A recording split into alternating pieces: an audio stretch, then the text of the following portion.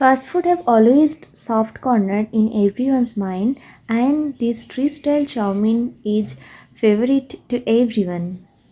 এখানে কড়াইয়ে তেল গরম করে একটি ডিম ভুর্জি করে ভেজে নেব এবং ওপর থেকে লবণ এবং গোলমরিচ গুঁড়ো ছড়িয়ে দেব, just to create the flavour of perfect street style chowmein recipe.